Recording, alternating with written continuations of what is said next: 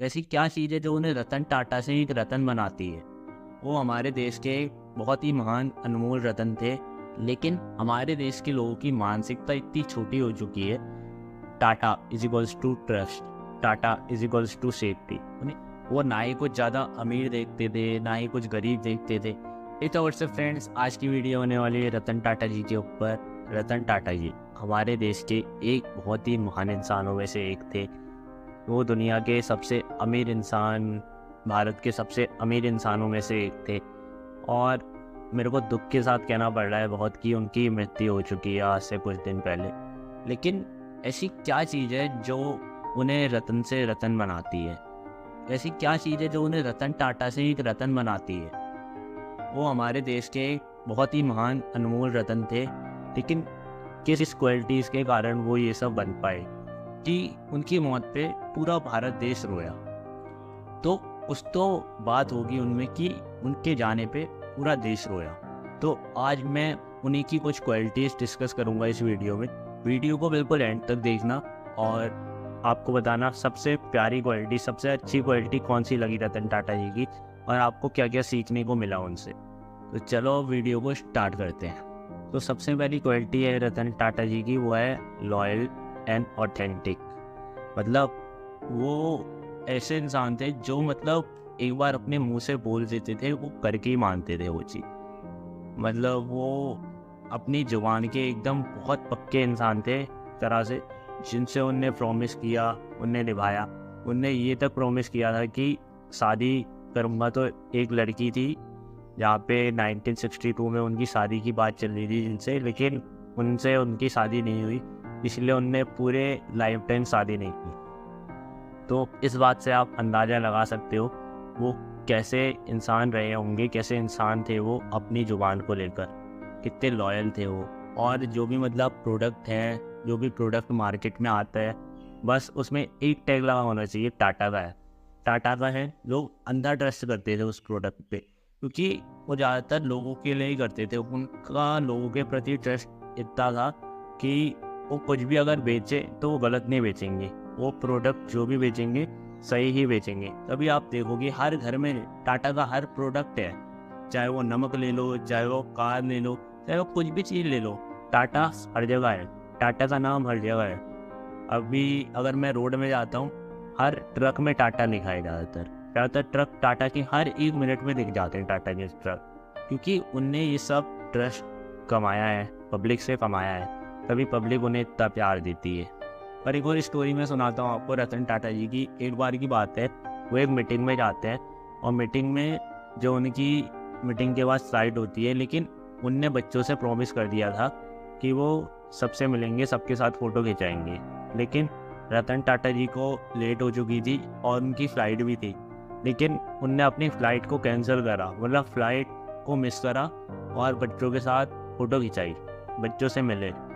मतलब इस बात से आप अंदाज़ा लगा सकते हो वो इंसान अपने जुबान के कितने पक्के रहे होंगे।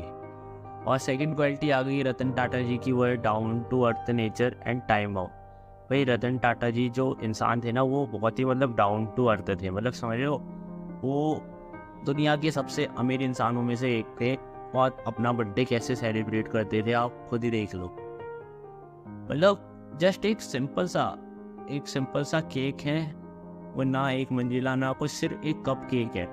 उस कप केक में वो अपना बर्थडे सेलिब्रेट करते थे। मतलब समझ रहे हो, इतने बड़े इंसान होने के बाद भी वो इतने डाउन टू अर्थ थे। और एक बार क्या हुआ कि कहीं पे मतलब एम्प्लॉय को बोनस नहीं दिया जा रहा था उन्हीं की कंपनी में, तो वो ही मतलब उन्हीं एम्प्लॉय के साथ धरने में बैठ गए। वो बोले रतन टाटा यहाँ बैठे हैं। तभी उनकी बहुत कुछ क्वालिटीज़ है जो जिससे सीखने को मिलता है। और एक और स्टोरी मैं सुनाता हूँ उनकी, डाउन टू अर्थ नेचर से रिलेटेड है। तो एक बार की बात है, वो एक मीटिंग में गए जहाँ पे उन्हें लास्ट में बच्चों के साथ फ़ोटो खिंचानी थी। तो क्या हुआ था वहाँ पे, मतलब कोई बच्चा बड़ा हो जा रहा था, कोई छोटा हो जा रहा था, तो सब लोग फ्रेम में नहीं आ पा रहे थे। तो रतन टाटा जी ने क्या किया, वो खुद ही ज़मीन पे बैठ गए। मतलब खुद ही ज़मीन पे बैठ गए। और फिर थोड़ी देर तक तो बच्चे देखते रहे क्या हो रहा है। रतन टाटा जी ज़मीन में बैठ गए।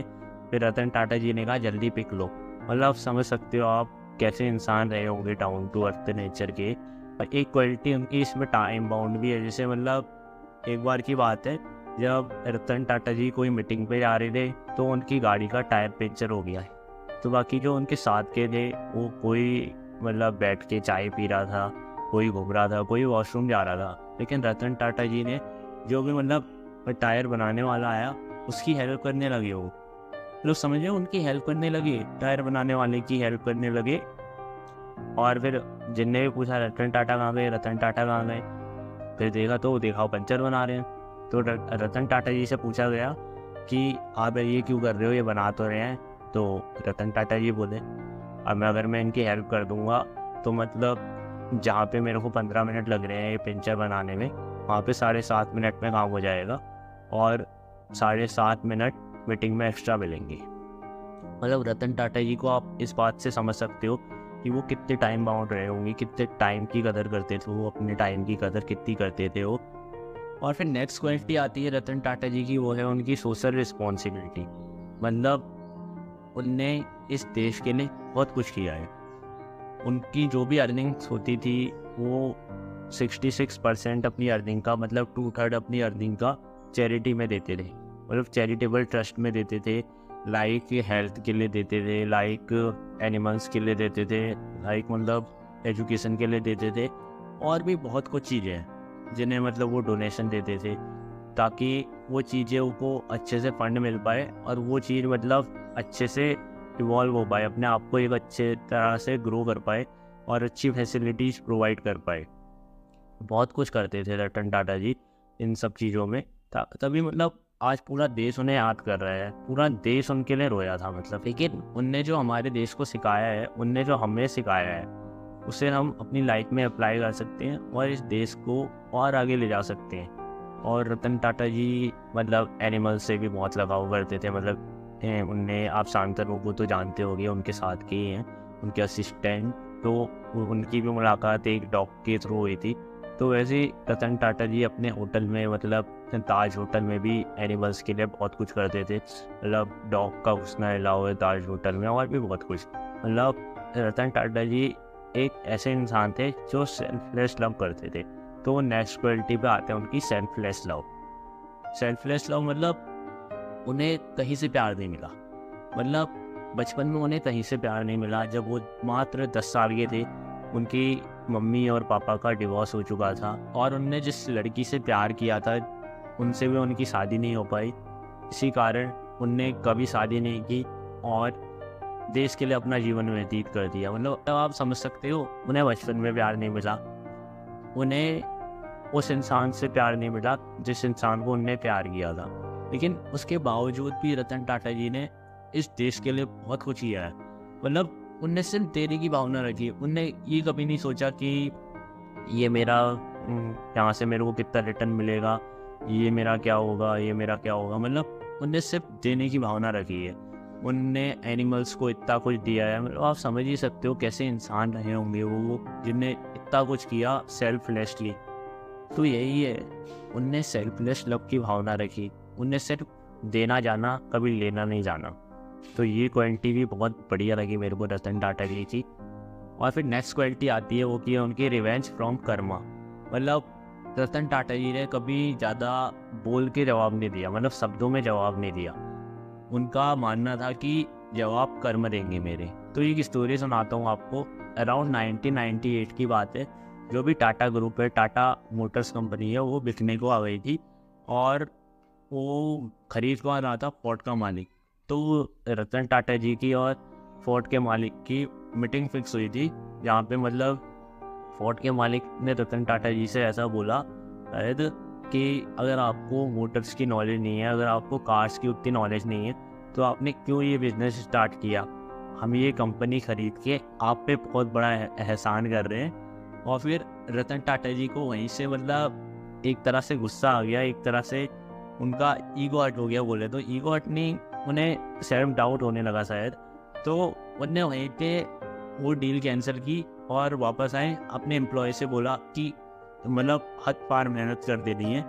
और यहाँ पे फिर सेम सिचुएशन हुई फोर्ड कंपनी के साथ। अराउंड 10 साल बाद रतन टाटा जी ने फोर्ड को ख़रीद लिया और फोर्ड के मालिक बोले आप हमारी कंपनी खरीद के बहुत बड़ा एहसान कर रहे हो। मतलब उनने रिवेंज कभी मुंह से बोल के नहीं दिया कि दिखाता हूँ तेरे को, उनने सिर्फ वो करके दिखाया। मतलब वो कर्म में ज़्यादा बिलीव रखते थे, रिवेंज लेने में भी उनने कर्म से अपना रिवेंज दिया। तो ये बात भी उनकी मेरे को बहुत बढ़िया लगी। और फिर नेक्स्ट क्वालिटी आती है रतन टाटा जी की, वो है बिलीव विथ विज़न। मतलब रतन टाटा जी ने एक बहुत ही दूर तक का विज़न रखा और उस विज़न पे अपना पूरा बिलीव रखा कि मैं ये कर सकता हूँ, तभी वो टाटा की कंपनियों को इतना आगे तक ले गए, पूरे देश भर में, पूरी दुनिया भर में कंपनियों का नाम कर दिया, सिर्फ एक विज़न के साथ। और विज़न के साथ बिलीव भी रखा उनने खुद पे। एक बार की बात है, जब वो अपनी कार से जा रहे थे तो बारिश हो रही थी, तो वहाँ पे उनने देखा कि मिडिल क्लास के कुछ लोग जो कि स्कूटर से जा रहे हैं और बारिश हो रही है और वो भीग रहे हैं। तो उनने सोचा कि इनके लिए मैं क्या कर सकता हूँ। उनने वहाँ भी विज़न रखा और टाटा नैनो इंट्रोड्यूस करी थी। लेकिन हमारे देश के लोगों की मानसिकता इतनी छोटी हो चुकी है, उस नैनो कार को इनने बंद करवा दिया। क्या बोल के ये चीप कार है।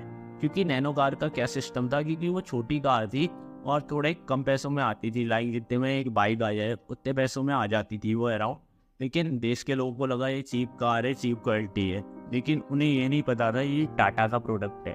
Tata is equals to trust, Tata is equals to safety. उन्हें ये नहीं पता था कि ये टाटा का प्रोडक्ट है।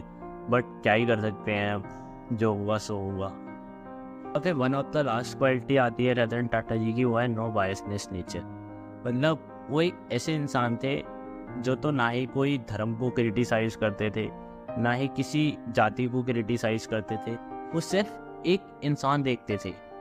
तो ये बात हमें भी सीखनी चाहिए, सिर्फ एक इंसान देखें। वो ना ही कोई पॉलिटिक्स पार्टी की तरफ उतना इन्वॉल्व थे, क्योंकि आजकल देख ही रहे होगे आप, जो हमारे देश के अमीर इंसान हैं, जो जिसपे मतलब ज़्यादातर पैसा आ रहा है, वो कहीं ना कहीं पॉलिटिक्स में इन्वॉल्व हो ही जा रहा है। तो रतन टाटा जी का वैसा नेचर नहीं था। वो कैसे भी हों, वो सिर्फ अपना करते थे और देश के लिए करते थे। कुछ पॉलिटिक्स से मतलब नहीं, कुछ किसी जात धर्म से ज़्यादा कुछ मतलब नहीं। तभी वो उनका मतलब देखो कि आप सब लोग, हर धर्म के इंसान ने, हर जात के इंसान ने, कुछ भी हो यार, जात धर्म क्या है, इंसानों ने ही तो बनाया है। बट अब आप देखोगे हर इंसान रोया देश का जब वो गए। मतलब एक ऐसे इंसान थे वो, जो देश से जाते ही देश सूना हो गया। वो ना ही कुछ ज़्यादा अमीर देखते थे, ना ही कुछ गरीब देखते थे। अभी आप रिसेंटली देखोगे जैसे जियो के दाम इतने बढ़ गए, अंबानी जी ने जियो के दाम बढ़ा दिए, तो वहीं पे रतन टाटा जी ने BSNL को ख़रीद लिया था। मतलब BSNL में उनने इन्वेस्टमेंट कर दी थी, ताकि जो देश के मतलब गरीब लोग हैं, जो देश के मिडिल क्लास लोग हैं, जो भी मतलब जियो का रिचार्ज कराते हैं, उनको ज़्यादा महंगाई फील ना हो।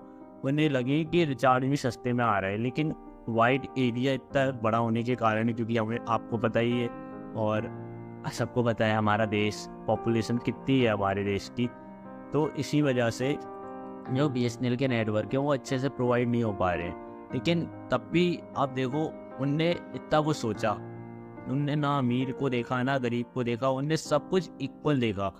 वो सबको एक तरह से इक्वल ट्रीट करते थे, तभी रतन टाटा जी कहलाए वो, तभी वो हमारे देश के अनमोल रतन थे। तो ये सब क्वालिटी भी हमें उनसे सीखनी चाहिए और अपनी लाइफ में अप्लाई करने का ट्राई करना चाहिए। तो यहीं तक थी आज की वीडियो। आप कमेंट में ज़रूर बताना आपको रतन टाटा जी की कौन सी क्वालिटी सबसे ज़्यादा अच्छी लगी, कौन सी क्वालिटी ने सबसे ज़्यादा प्रभावित किया आपको।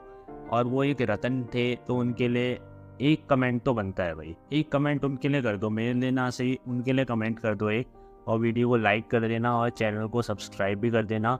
ऐसा वैल्यूएबल कंटेंट फ्यूचर में लाता रहूँगा। तो मैं मिलता हूँ आपसे नेक्स्ट वीडियो में, तब तक के लिए